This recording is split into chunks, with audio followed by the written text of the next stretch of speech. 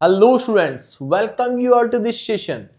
In this session, we are going to continue our CAT 2024 slot 2 questions guys. एक class already हो चुका है जिसके अंदर 6 क्वेश्चंस को हम डिस्कस कर चुके हैं. अपकमिंग 6 क्वेश्चंस को हम इस क्लास में डिस्कस करने वाले हैं.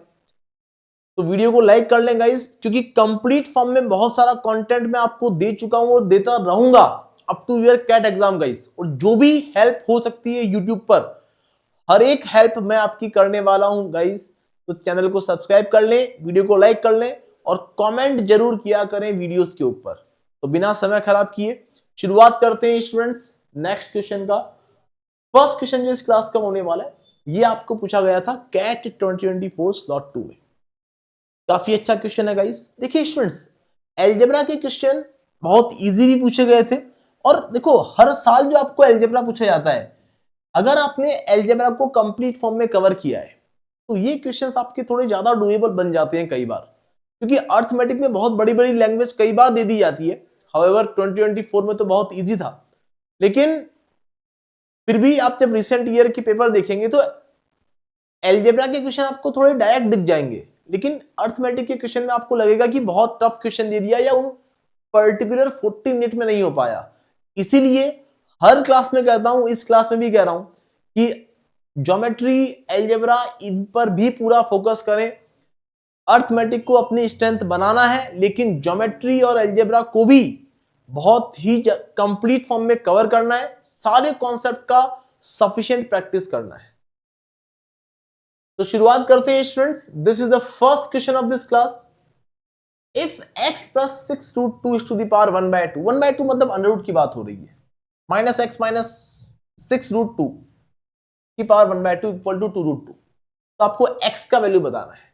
स्टूडेंट्स ध्यान दें, अब ऑब्वियसली बात है स्टूडेंट्स, x का वैल्यू अगर मुझे निकालना है तो एक छोटा सा काम ये करता हूं कि सर दोनों तरफ मैंने क्या कर दिया, स्क्वायर कर दिया. सर आपको कैसे पता पड़ रहा है कि स्क्वायर करना चाहिए? अरे बेटा, सॉल्व करना है, x की वैल्यू निकालनी है. अगर स्क्वायर करूंगा तो फर्स्ट टर्म का स्क्वायर प्लस सेकंड टर्म का square minus 2xy, x minus y का होल स्क्वायर. सिंपल सा फॉर्मूला अप्लाई कर रहा हूं बेटा, x माइनस y का whole square.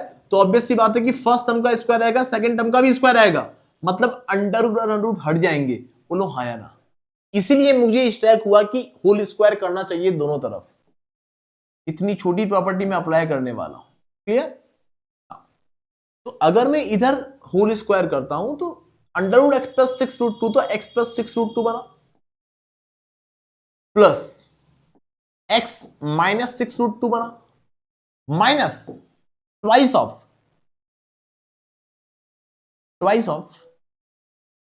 X plus 6 root 2 की पावर 1/2 है, तो उसको मैंने अंडर रूट में लिख दिया, into under root x minus 6 root 2, power 1/2 थी, मैंने अंडर रूट में लिख दिया, कुछ नहीं किया है, इज इक्वल टू 2 रूट 2 का भी स्क्वायर करोगे, 2 का स्क्वायर 4, रूट 2 का स्क्वायर 2, 4 2 8. ये कितनी छोटी बात है स्टूडेंट्स, इतना काम तो हम कर ही सकते हैं. आपको यहां से पता पड़ा कि 6 रूट 2 से 6 रूट 2 कैंसिल हो गया है, केवल 2x माइनस 2. और अंडर रूट के अंदर ध्यान दें बच्चों, a plus B, A minus B. तो ये तो बहुत ही बेसिक सी प्रॉपर्टी होती है, a plus B into A minus B. तो ये होता है A square minus B square होता है सर. ठीक है, तो यहां मैंने लिखा -2 अंडर रूट ए स्क्वायर माइनस बी स्क्वायर. बच्चों इंक चेंज कर लू मैं.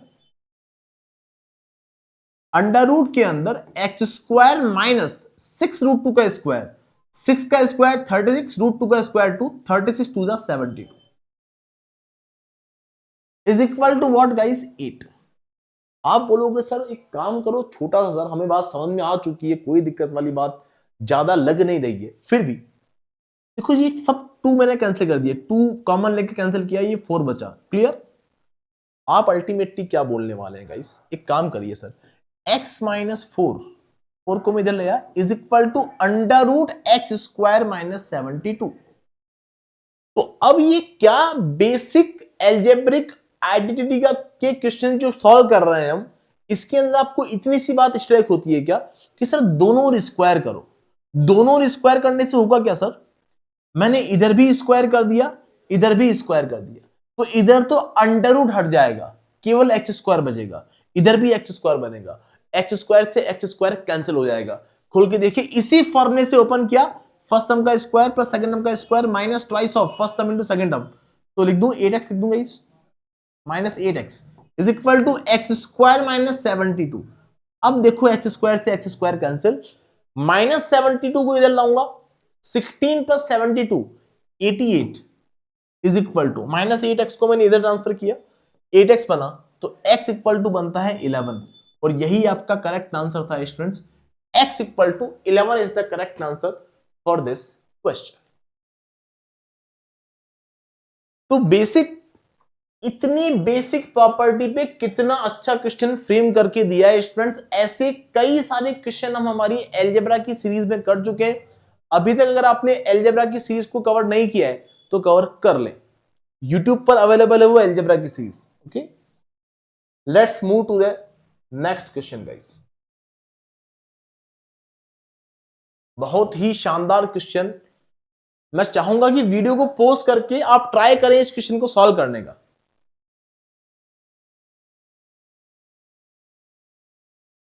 ए comma B and C R positive real number. बच्चों ए बी सी आपको दिए पॉजिटिव रियल नंबर, और ये कंडीशन दी है कि ए आपका 10 से बड़ा रहेगा, बी जो है वो 10 से छोटा या 10 के बराबर, तो बी की मैक्सिमम वैल्यू 10 हो सकती है, और सिमिलरली सी भी बी से छोटा या बी के बराबर हो सकता है मैक्स टू मैक्स। तो अल्टीमेटली आप बोलोगे कि सी की मैक्सिमम वैल्यू भी 10 ही हो सकती है, बोलो हाँ या ना। आप बोलोगे सर बी और सी दोनों 10 या 10 से छोटे और ए 10 से बड़ा होना चाहिए, ये बात आपको समझ में आ गई है, ठीक है। और ये दिया है आपको, पूछा है कि then the greatest possible integer value of A is what. तो अच्छा ध्यान दें, ये एक लॉगरिदमिक फंक्शन दिया है। बच्चों मैंने आपको सिखाया है, लॉगरिदम पढ़ा है अलजेब्रा के अंदर, अभी भी प्लेलिस्ट पड़ी हुई है, जाके देखना कि जब भी ऐसे क्वेश्चंस होते हैं always try to maintain same base.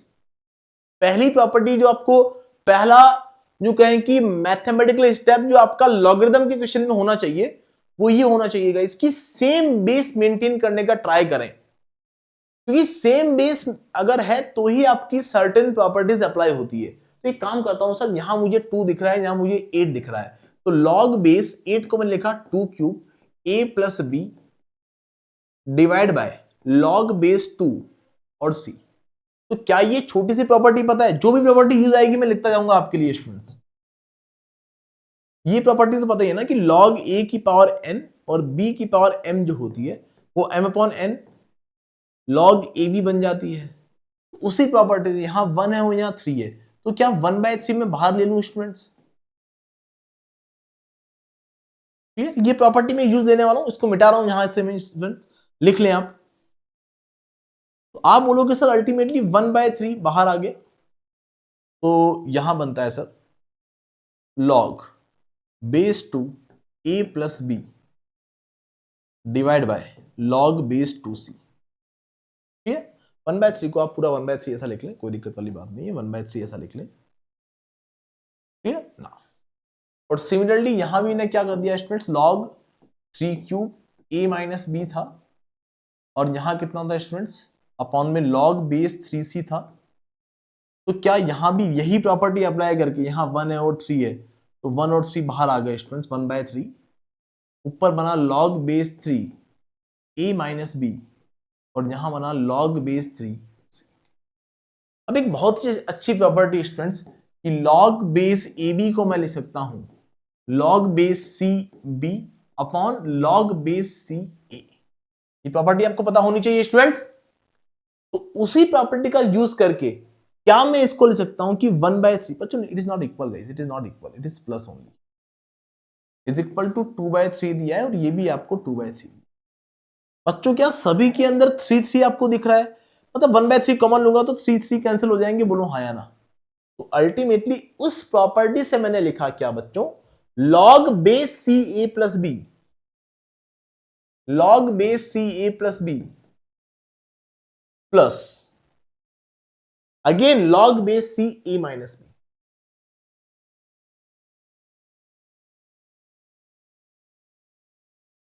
Is equal to what students, 2। आप बोलोगे सर अगेन वही प्रॉपर्टी गाइस कि log m plus log n जो होता है, अगर आपके बेस सेम है तो ये log mn बन जाता है। ये कितनी छोटी प्रॉपर्टी है गाइस, सभी को ये प्रॉपर्टीज पता होती है।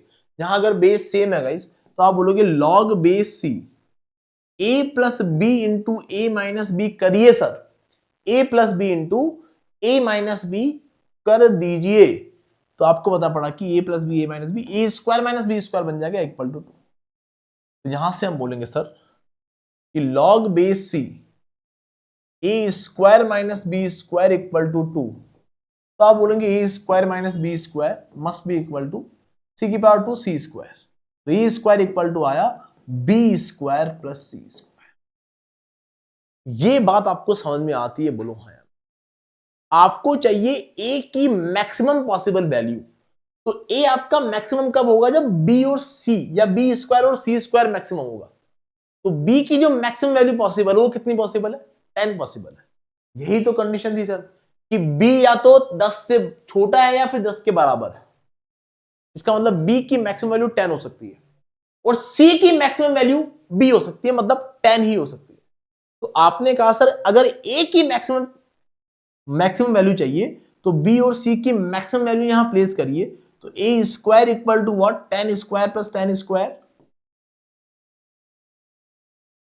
तो आपने कहा सर ये तो 200 बन गया। 200 मतलब ए स्क्वायर की मैक्सिमम, ए स्क्वायर मैक्सिमम कितना बन गया? 200। तो ए जब निकालने बैठेंगे तो अंडर रूट 200 ए मैक्सिमम, अंडर रूट 200 मतलब 10 रूट 2, मतलब 10 इंटू 1.414। ये वैल्यू पता होती है स्टूडेंट्स? तो 14.14 समथिंग कुछ आई ए की वैल्यू। ए की मैक्सिमम पॉसिबल वैल्यू 14.14 समथिंग कुछ आ रही है, लेकिन ए की लार्जेस्ट पॉसिबल इंटीजर वैल्यू पूछी है, तो 14.14 तक ग्रेटेस्ट इंटीजर कौन सा है गाइस? आप बोलोगे सर ए की जो मैक्सिमम पॉसिबल वैल्यू है बच्चों, इंटीजर वैल्यू ए की, ए मैक्सिमम का जो ग्रेटेस्ट इंटीजर वैल्यू आएगा बेटा वो आएगा 14। क्या मेरी बात समझ में आई स्टूडेंट्स कि 1414 तक जाने में जो ग्रेटेस्ट इंटीजर मिलेगा दैट इज 14। तो इसीलिए इस क्वेश्चन का करेक्ट आंसर था स्टूडेंट्स 14। ऑप्शन सॉरी ऑप्शन नहीं थे, थीटा कैटेगरी था स्टूडेंट्स, ऑप्शन 14 ही इस क्वेश्चन का करेक्ट आंसर होगा। ओके गाइस, तो let's move to the next question guys.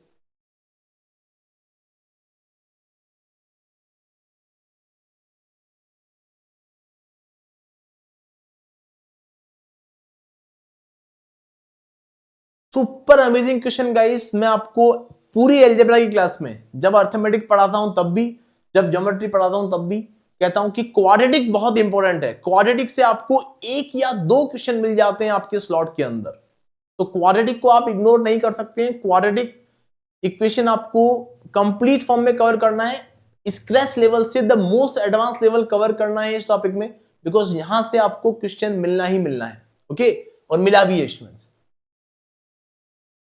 आपको बोला स्टूडेंट्स कि 3x square plus lambda x minus 1, 3x square plus lambda x minus 1 equal to 0। Alpha और बीटा आपको अगर रूट्स हैं तो क्या आपको ये बात पता है बच्चों कि अल्फा प्लस बीटा जो होगा वो माइनस बी बाई ए होगा, मतलब माइनस लैम्डा बाई 3 होगा। और product of roots alpha into beta जो होगा वो माइनस 1/3 सी बाई ए होता है, तो यहां माइनस 1/3 होगा। तो ये तो बहुत ही इजी बात दिख रही है सर। हमें और भी कुछ दिया है क्या? हाँ सर, हमें ये दे देखा है कुछ, तो यहां से हम क्या निकाल सकते हैं सर? अगर मैं यहां alpha square beta square LCM ले लूं तो क्या ऊपर beta square plus alpha square बनेगा? Ultimately alpha square plus beta square is equal to 15 बना।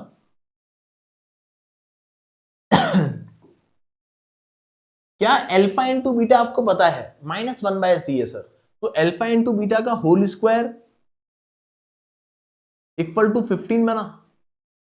तो ये अल्फा बीटा अगर -1/3 तो -1/3 का स्क्वायर 1/9 होगा।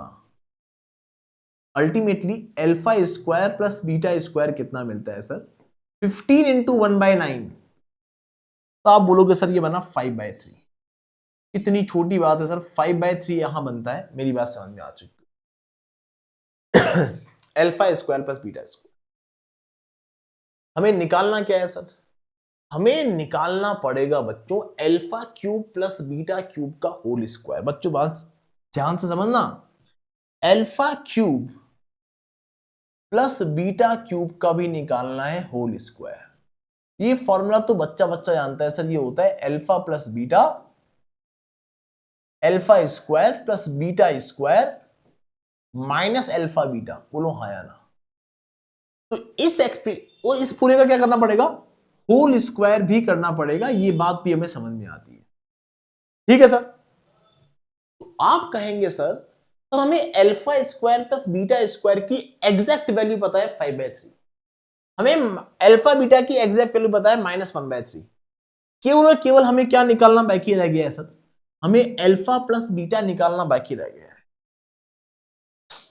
अगर अल्फा प्लस बीटा पता पड़ जाए सर तो मजा आ जाए। एक काम करता हूं बच्चों, छोटा सा, है ना, आप काफी खुश हो जाएंगे ये काम करने के बाद। मैंने कहा आपको कि एक काम करिए, अल्फा प्लस बीटा आपको निकालना पड़ेगा। तो अल्फा प्लस बीटा का होल स्क्वायर मैंने निकाला। सर क्यों निकाला? क्योंकि मुझे पता है कि alpha square plus beta square plus 2 alpha beta मिलेगा, और इसकी वैल्यू पता है। Alpha square plus beta square कितना है सर? तो वो तो 5/3 है। अल्फा बीटा कितना है? -1/3 है। आपने बोला सर 2 इंटू -1/3, 5/3 -2/3, तो 3/3 बना, मतलब 1 बना।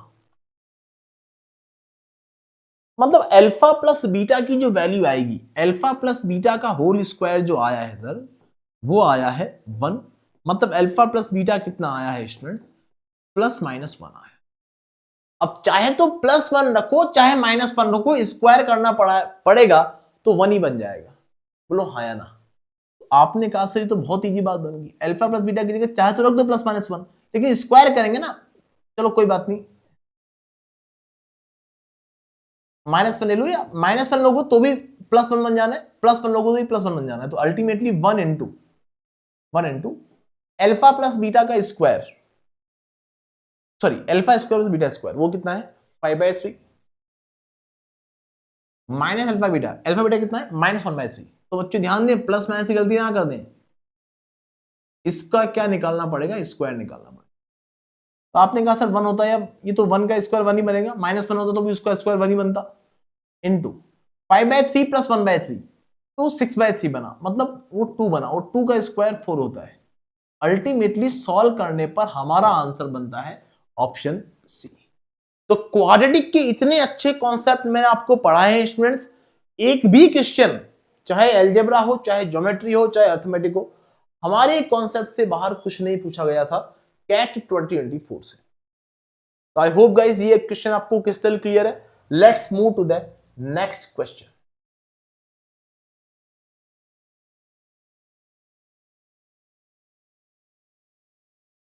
इनइक्वालिटी के ऊपर बहुत ही शानदार क्वेश्चन, एकदम सिमिलर है स्टूडेंट जो हमने क्लासरूम में कवर किया है। मैं एक भी बात ऐसा नहीं बोल रहा हूं स्टूडेंट्स की आप नहीं वेरीफाई कर सकते हैं। अलजेब्रा की 48 क्लासेस अभी भी हमारे चैनल पर मौजूद हैं, इस कैट पर जाएं, वहां इनइक्वालिटी मैंने बेसिक से लेकर एडवांस पढ़ाया है। वहां आपको ऐसे क्वेश्चन कम से कम आपको 7-8 क्वेश्चन ऐसे मिल जाएंगे जो मैंने क्लासरूम में ही सॉल्व करवाए हैं, और वैसा ही क्वेश्चन आपको यहां पूछा भी गया है। तो 1/x+5 बच्चों इनइक्वालिटी के अक्रॉस आप कभी भी मल्टीप्लिकेशन और डिवीजन में ट्रांसफर नहीं कर सकते हैं। Is less than equal to what? 1/2x-3। तो कैसे ट्रांसफर करेंगे sir?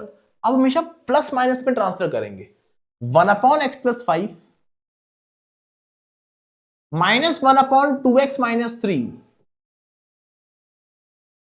Is less than equal to 0। तो यहां मैंने एलसीएम लिया स्टूडेंट्स x+5 इंटू 2x-3। अब स्टूडेंट्स x+5 2x-3 में x+5 का डिवाइड दिया तो ultimately 2x-3 minus of x+5 is less than equal to 0। Ultimately आप क्या बोलेंगे स्टूडेंट, 2x में से x गया, x बचा, -3 -5 तो -8 बचा, अपॉन x + 5 इंटू 2x -3। आप इसे डायरेक्ट 0 से मल्टीप्लाई करके खत्म नहीं कर सकते, इसे डायरेक्ट 0 से मल्टीप्लाई करके खत्म नहीं कर पाएंगे। इसीलिए स्टूडेंट्स मैंने क्या किया, ऊपर भी x + 5 से मल्टीप्लाई किया और नीचे भी x + 5 से मल्टीप्लाई किया, x + 5 का होल स्क्वायर बन गया नीचे, बोलो हाँ या ना। ऊपर भी 2x - 3 से मल्टीप्लाई किया और नीचे भी 2x - 3 से मल्टीप्लाई किया। अगर आपकी टर्म पॉजिटिव है तो आप उसे इनइक्वलिटी के अक्रॉस ट्रांसफर कर सकते हैं। तो मतलब मल्टीप्लिकेशन और डिवीजन में तो ये स्क्वायर टर्म है बच्चों, तो ये पॉजिटिव ही होगी, नेगेटिव नहीं हो सकती है, ये इनइक्वलिटी के अक्रॉस ट्रांसफर हो सकती है। तो अल्टीमेटली आपको मेंटेन करना रहा x + 5, मतलब x + 5 का होल स्क्वायर 0 से मल्टीप्लाई होगा खत्म, 2x - 3 का होल स्क्वायर 0 से मल्टीप्लाई होगा खत्म। आपने कहा sir x + 5 x - 8 2x - 3 is less than equal to 0 आया, बोलो हाँ या ना। क्या आप मेरी बात से एग्री करते हो कि सर अब हमारा काम काफी आसान बन जाता है, हमें क्रिटिकल पॉइंट मार्क करने पड़ेंगे। नंबर लाइन मैंने ड्रॉ किया आपके लिए स्टूडेंट, नंबर लाइन मैंने ड्रॉ किया और मुझे पता पड़ा स्टूडेंट्स कि क्रिटिकल पॉइंट मार्क करना, x + 5 को अगर 0 के इक्वल प्लेस किया तो एक पॉइंट आएगा -5, एक आएगा 2x - 3 को अगर 0 के इक्वल प्लेस किया 3/2, और x - 8 को अगर 0 के इक्वल प्लेस किया तो 8। इधर इनफाइनाइट है, इधर माइनस इनफाइनाइट। ये आपकी एक नंबर लाइन है, क्लियर। 8 से बड़ी कोई भी वैल्यू 100 प्लेस करो, चाहे 1,00,000 प्लेस करो, चाहे 10 प्लेस करो। मैंने 10 प्लेस करके देखा, 10 + 5 पॉजिटिव, 10 - 8 पॉजिटिव, 20 - 3 पॉजिटिव। तो अगर 8 से बड़ी कोई वैल्यू प्लेस करता हूं तो 8 से बड़े रीजन में मुझे प्लस मिलेगा और अल्टरनेट में मुझे नेगेटिव प्लस मिलता जाएगा। तो यहां नेगेटिव, यहां प्लस और यहां नेगेटिव। बच्चों ध्यान दें, मतलब आपको पता पड़ा कि ये फंक्शन जो है आपका वो -∞ से -5 के बीच क्या रहेगा, नेगेटिव रहेगा, -5 से 3/2 के बीच पॉजिटिव रहेगा और 3/2 से 8 के बीच नेगेटिव रहेगा और 8 से इनफाइनाइट पॉजिटिव रहेगा। हमें चाहिए नेगेटिव या फिर 0 की इक्वल। तो क्या आप मेरी बात से एग्री करते हो स्टूडेंट्स कि सर x आपका -5 से रहे छोटा, x आपका रहे -5 से छोटा, क्या ये -5 की इक्वल भी हो सकता है? क्योंकि -5 की अगर के इक्वल रख दिया तो ये पूरा एक्सप्रेशन 0 बन जाएगा, तो 0 के बराबर बन जाएगा। लेकिन नहीं, क्योंकि x + 5 डिनोमिनेटर में है तो आप डिनोमिनेटर में 0 नहीं फ्रेम कर सकते हैं, इसलिए आप इक्वल वाला साइन नहीं लेंगे, x इज लेस देन -5 लेंगे। एग्जामिनर ने अच्छी बात करी बच्चों की, उसने यहां एक ऑप्शन में ऐसा नहीं दिया, मतलब ऐसा नहीं दे दिया, है ना, एक ये देता और एक करेक्ट आंसर ये दे देता, क्लियर।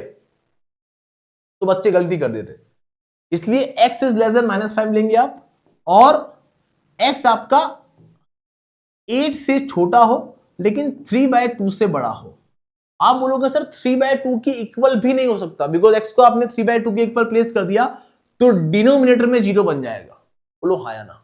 लेकिन 3/2 से बड़ा होना चाहिए, 3/2 के इक्वल नहीं हो सकता, लेकिन 8 से छोटा या 8 के इक्वल भी हो सकता है। Are you getting my point guys? क्यों? क्योंकि अगर आप x = 8 प्लेस करते हैं तो ये एक्सप्रेशन 0 बन जाएगा, और 0 तो बन सकता है sir, less than equal to 0 होना चाहिए, 0 इक्वल होगा तो भी हम कंसिडर करेंगे। इसीलिए ये ऑप्शन आपका करेक्ट आंसर बनेगा। आई एम डैम श्योर बच्चों ये बात समझ में आ चुकी है, x इज लेस देन -5 और 3/2 is less than x is less than equal to 8। Option B is the correct.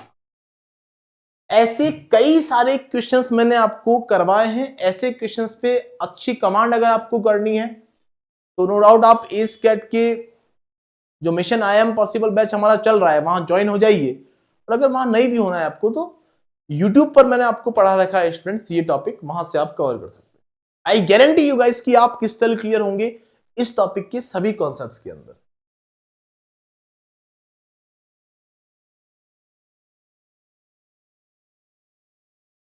ऐसे क्वेश्चन में आपको करवा करवा के परेशान हो चुका था स्टूडेंट्स। मैंने आपको बहुत सारे क्वेश्चन कराए ऐसे क्वेश्चन बेसिक एल्जेब्रिक आइडेंटिटीज के अंदर। ओके, तो इसमें ध्यान दें, if x and y are real number such that 4x square plus 4y square minus 4xy minus 6y plus 3 equal to 0। ये काम किया स्टूडेंट, मैंने इससे लिखा 4x स्क्वायर माइनस 4xy,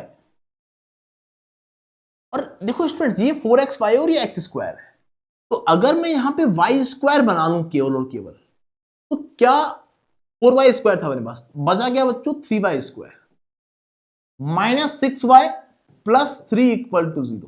कितनी छोटी बात है बेटा, ये आपका बन चुका है बेसिक एल्जेब्रिक आइडेंटिटीज को ही सॉल्व कर रहा हूं मैं, 2x माइनस वाई का होल स्क्वायर। इस ब्रैकेट को ओपन करोगे आपको ये मिल जाएगा, प्लस यहां सर अगर आप 3 कॉमन ले लें तो अंदर बनेगा y square minus 2y plus 1 equal to 0। तो क्या स्टूडेंट्स ये 2x माइनस वाई का होल स्क्वायर बना प्लस 3, क्या ये y माइनस 1 का होल स्क्वायर बना इक्वल टू 0। मेरी बात समझ में आ चुकी होगी students. I am damn sure बच्चों ये बात आपको क्रिस्टल क्लियर है। बच्चों ये भी एक परफेक्ट स्क्वायर टर्म है, ये भी एक परफेक्ट स्क्वायर टर्म है, 3 तो नेगेटिव नहीं है सर, तो ये पूरा भी नेगेटिव नहीं हो पाएगा, बोलो हाँ या ना। क्योंकि अब कोई भी रियल नंबर x और y आपके रियल नंबर है तो ऑब्वियस सी बात है ये रियल वैल्यू देगा, ये भी रियल वैल्यू देगा, और किसी भी रियल वैल्यू का स्क्वायर 0 या 0 से बड़ा होता है, बोलो हाँ या ना, नेगेटिव नहीं हो सकता है। और इन दो परफेक्ट स्क्वायर टर्म्स, मतलब ये एक परफेक्ट स्क्वायर टर्म है plus 3 into perfect square term, उनका सम 0 के 1 पर बन रहा है, ये केवल कब पॉसिबल है, क्योंकि अगर ये नेगेटिव हो गया स्टूडेंट्स, नेगेटिव हो ही नहीं सकता ना, पहली बात तो ये। तो अगर आपने इसको पॉजिटिव ले लिया, इसको पॉजिटिव ले लिया, माना कि इसकी वैल्यू बोल दी आपने कि 8 आएगी, कोई भी वैल्यू आ गई 8, तो इस प्लस 8 को न्यूट्रल करने के लिए माइनस 8 चाहिएगा, और माइनस 8 3 तो पॉजिटिव है, ये वैल्यू कभी नेगेटिव नहीं हो पाएगी। तो दोनों का सम 0 केवल तभी पॉसिबल है जब ये दोनों ही 0 की इक्वल हो। तो y माइनस 1 अगर आपका 0 की इक्वल है तो y इक्वल टू 1 मिल जाता है, और y अगर 1 की इक्वल है तो 2x माइनस वाई की जगह 2x माइनस वाई भी आपका 0 की इक्वल होगा, मतलब 2x आपका y के इक्वल, मतलब 2x आपका 1 के इक्वल, x आपका 1/2 के, x 1/2 है, y 1 है, क्या हम 4x प्लस 5y की वैल्यू निकाल सकते हैं? आप बोलोगे sir 4 into 1/2 plus 5 into 1, ultimately आप बोलोगे students 2 plus 5 7, and 7 means Thala for a reason. 7 is the correct answer guys, I hope मेरी बात समझ में आ चुकी है। Thala for a reason guys, Thala for a reason. Okay now, तो ये क्वेश्चन जो है गाइस, ऐसे क्वेश्चन मैंने आपको कई सारे करवाए हैं, ये डुएबल होते हैं। एलजेब्रा से आपको लग रहा होगा कि अगर एलजेब्रा के बेसिक पढ़े तो क्वेश्चंस डुएबल तो है, अरे बोलो हाँ या ना। तो एक बार कंप्लीट फॉर्म में एलजेब्रा को कवर करिए, आई एश्योर यू गाइस कि आप बहुत अच्छा कैट एग्जाम में परफॉर्म कर सकते हैं अगर एलजेब्रा और ज्योमेट्री भी आपकी स्ट्रेंथ है अर्थमेटिक के साथ।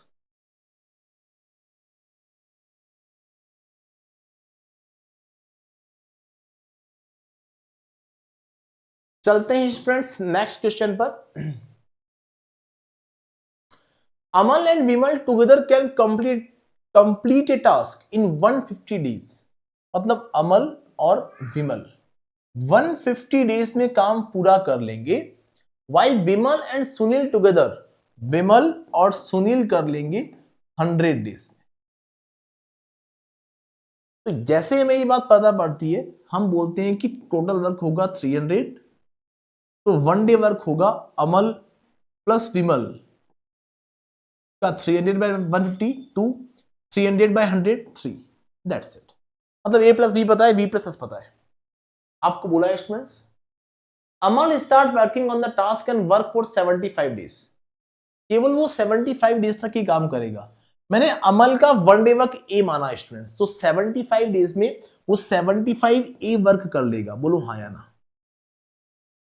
विमल 135 डेज वर्क करता है, तो 1 डे में अगर वी वर्क करता है तो 135 डेज में 135 वी वर्क कर लेगा, और सुनील काम करता है बच्चों 45 डेज, तो 1 डे में अगर एस करता है तो 45 डेज में 45 एस वर्क कर लेगा, ऐसा मैंने आपको बोला। और ऐसा करने से काम पूरा हो जाएगा, मतलब टोटल जो होना चाहिए 300 यूनिट होना चाहिए, 300 यूनिट होना चाहिए। एक काम ये करो सर, आपको ए बी और एस की सेपरेट वैल्यू तो नहीं पता है, लेकिन आपको ए प्लस बी पता है, बी प्लस एस पता है, बोलो हाँ या ना। मतलब इनका वनडे वर्क का सम 2 है, इनके वनडे वर्क का सम 3 है, दैट्स इट, ये बात आपको पता है। क्या आप मेरी बात से एग्री करते हो भोले भाले बच्चों कि 75 ए प्लस 135 बी को मैंने स्प्लिट किया 75 बी प्लस 135 बी के साथ मैं लिख सकता हूं 45 सॉरी 45 एस के साथ मैं लिख सकता हूं 45 वी, तो 45 वी 135 को मैंने 75 प्लस 45 120 लिख दिया है, प्लस 45 एस और प्लस 15 वी बच गया है, एक्स्ट्रा लिख दिया, इज इक्वल टू 300 लिख दिया। वो दिक्कत ऐसा करने से हुआ क्या स्टूडेंट कि 75 कॉमन आ जाएगा, 75 कॉमन आ जाएगा, अंदर बच जाएगा a plus V, again 45 common आ जाएगा, अंदर बच जाएगा v प्लस एस, और प्लस 15v बच गया इज इक्वल टू 300। तो क्या आप मेरी बात से एग्री करते हो कि a प्लस वी की वैल्यू हम डायरेक्ट प्लेस कर सकते हैं, दैट इज 2। तो 75 टू 150 बना, v प्लस एस की वैल्यू डायरेक्ट 3 प्लेस कर सकते हैं, 45 3 135 बना, plus 15 v is equal to 300। तो 285 अगर उधर भेजा, 300 माइनस 285 15, 15v अगर 15 के इक्वल है तो v आपका 1 के इक्वल है। तो यहीं से पता पड़ जाता, मैंने पूरा ज्यादा सॉल्व कर दिया, इतनी कैलकुलेशन आप यहीं से कर सकते थे, बोलो हाँ यार। v इक्वल टू 1, मतलब थोड़ा पूरा सॉल्व कर रहा हूं मैं, हो सकता है कि आपको मेरे से जल्दी पता पड़ जाता हो कि v की वैल्यू 1 आ जाएगी। अगर v 1 है तो यहीं से पता पड़ जाएगा सर v की वैल्यू 1 मिल गई, लेकिन v प्लस 3 है तो s आपका 2 होना चाहिए। a प्लस बी 2 है, v अगर 1 है तो a भी आपका 1 रहा होगा। इन तीनों के वनडे वर्क मुझे पता पड़ गए, बोलो हाँ या ना। अब क्वेश्चन ने क्या किया है बच्चों, अल्टरनेट वर्क। बच्चों अगर आपने अल्टरनेट वर्क नहीं पढ़ा है तो टाइम एंड वर्क के वीडियोस मेरे अवेलेबल हैं, वहां से जाके जब आप अल्टरनेट वर्क को सीख लेंगे तो ही ये क्वेश्चन हो पाएगा। मैं अभी डायरेक्ट क्वेश्चन सॉल्व करने वाला हूं गाइस, तो बेसिक अगर आपको पता है अल्टरनेट वर्क के तो आप समझ जाएंगे इस सॉल्यूशन को काफी कंफर्टेबली। बोला if Amal had started the task alone and worked on all the days. बच्चों पहले दिन काम करने कौन आएगा, ए, और ए रोज आएगा, ठीक है।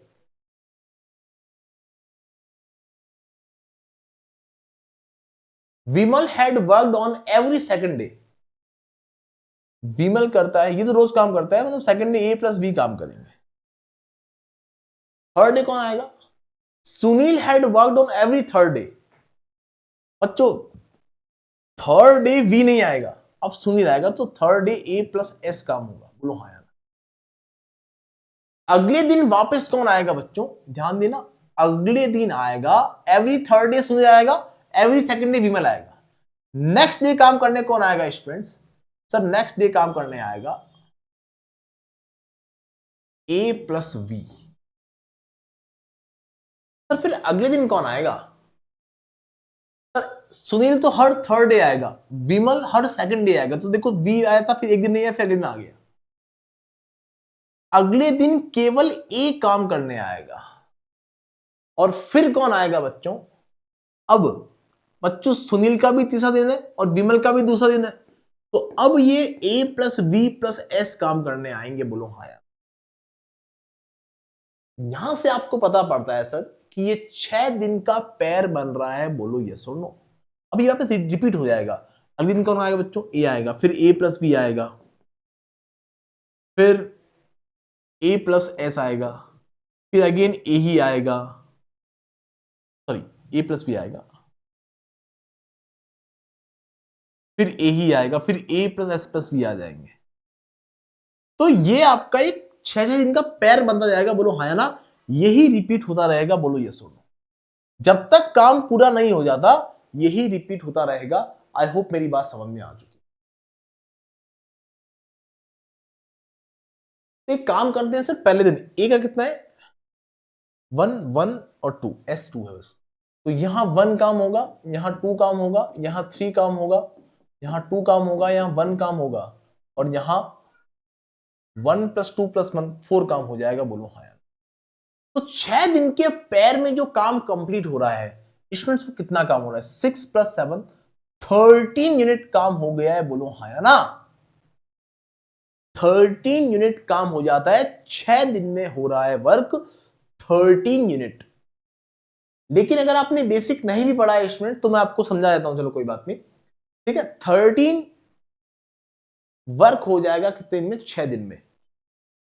तो जो 13 का मल्टीपल 300 से जस्ट छोटा, 13 को किससे मल्टीप्लाई करूं कि 300 या 300 से जस्ट छोटा नंबर आ जाए। तो आप लोग 13 को 23 से मल्टीप्लाई करोगे तो मिलेगा 299, और 23 को आप किससे मल्टीप्लाई करेंगे स्टूडेंट्स, इसके पीछे का बेसिक समझा दूंगा मैं आपको। 23 को जितने डेज का पैर रिपीट हो रहा है, 6 दिन का पैर है, तो 23 सिक्सा 138 डेज में काम होगा 299 यूनिट। समझ में आई मेरी बात? 299 यूनिट। सर ये क्या कर दिया आपने 23 कोई बात नहीं बच्चों, मैंने कहा तेरा काम हुआ 6 दिन में, अगला तेरा काम होगा 6 दिन में, अगला तेरा यूनिट वर्क होगा 6 दिन में। तो ऐसे 13 यूनिट अगर 23 बार हो जाएंगे, अगर टोटल 23 टाइम होंगे, तो 13 इंटू 23 299 बनेगा। बोलो हाँ या ना। और 13 वर्क करने में 6 डे लग रहे हैं, 6 डे लग रहे हैं, 6 डे लग रहे हैं, ऐसे 13 लिखे 23 टाइम्स, तो 23 सिक्सा 138 डेज में 299 यूनिट वर्क हो गया है। अगर आपको 6 जोड़ना पड़ेगा 23 टाइम, तो 23 सिक्सा 138 डेज में 299 यूनिट वर्क हो गया है। क्या ये बात क्रिस्टल क्लियर है स्टूडेंट्स? रिप्लाई कर दो चैट बॉक्स में। लेकिन सर 6 दिन के पैर खत्म हो गए, अभी भी काम पूरा नहीं हुआ है। काम तो था हमारा 300 यूनिट, हुआ है केवल 299 यूनिट। अगर 6 दिन के पैर खत्म हो जाते हैं, तो नेक्स्ट डे काम करने ए आता है, तो नेक्स्ट डे काम करने ए आएगा, और ए 1 डे में 1 यूनिट वर्क पूरा करता है, तो ए 1 डे पूरा लेगा, ए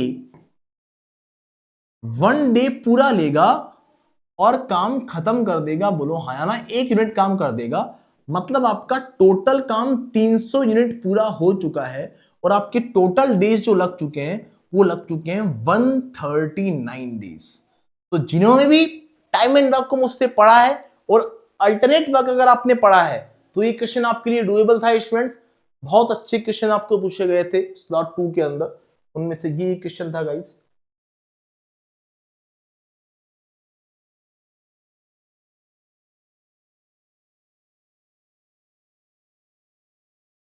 okay students, so that's it from this class. इस वीडियो को लाइक कर लें, चैनल को सब्सक्राइब कर लें, और शेयर कर दें मैक्स टू मैक्स अपने फ्रेंड्स के साथ। इन सभी क्वेश्चंस की पीडीएफ के लिए आप हमारी एप्लीकेशन डाउनलोड कर लीजिए।